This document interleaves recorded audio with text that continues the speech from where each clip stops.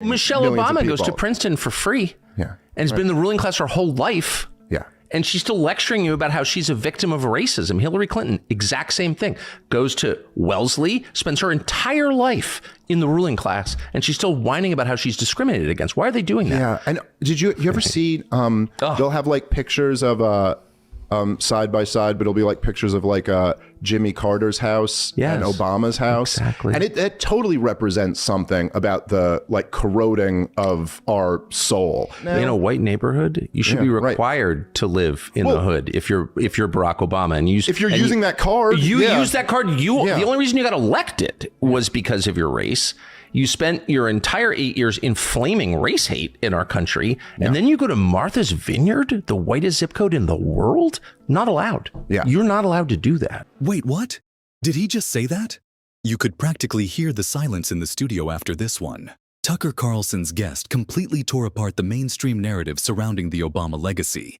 And let's just say, it wasn't pretty. From identity politics to massive financial gains, this discussion laid everything bare, leaving Tucker Carlson visibly stunned. But honestly, are we even surprised? Because at this point, the hypocrisy is just too big to ignore. Before we dive into the eye-opening truths they just exposed, make sure to smash that like button and subscribe for more deep dives into stories the media won't touch. Did you subscribe?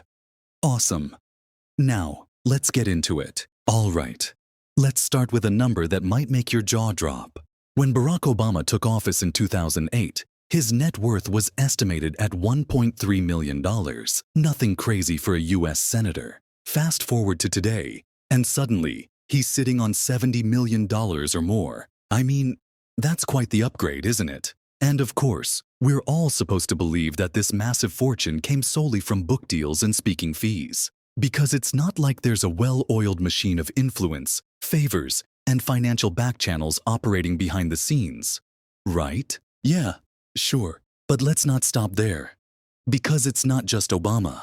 Tucker's guest broke down how identity politics have become one of the most lucrative businesses in modern history. And guess who's been cashing in the most? The Obamas, the Clintons, and the Bidens. It's like a goldmine of victimhood. And they've turned it into a multi-million-dollar industry. Now, here's where things get really absurd.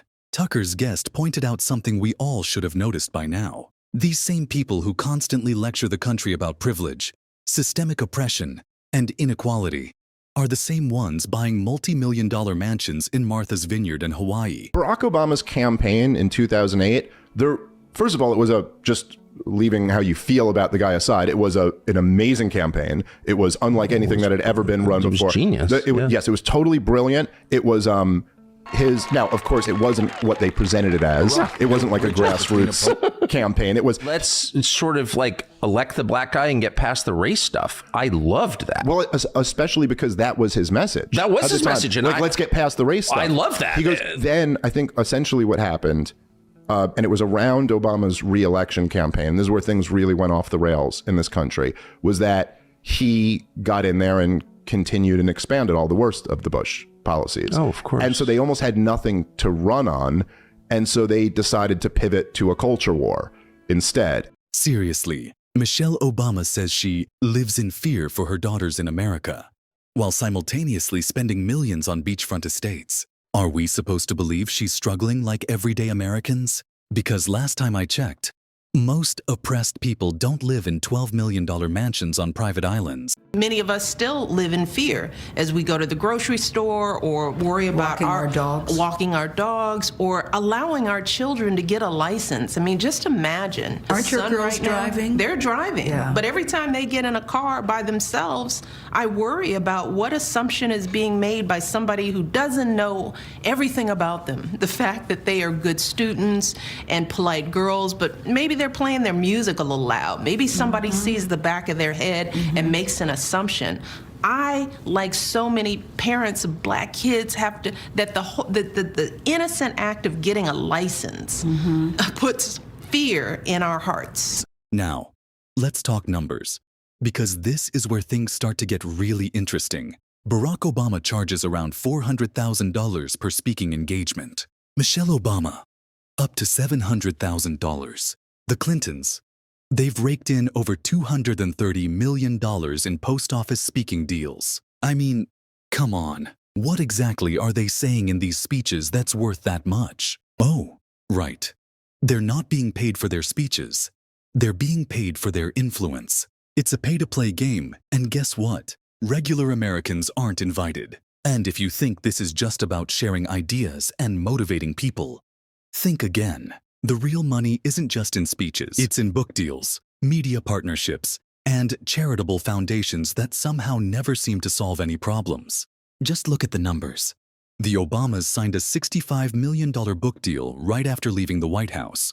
The Bidens raked in $16 million in just 2 years after stepping down. And let's not forget, the Clintons turned their charity into a $230 million cash machine. And what do they all have in common? They use their platforms to push division and identity politics.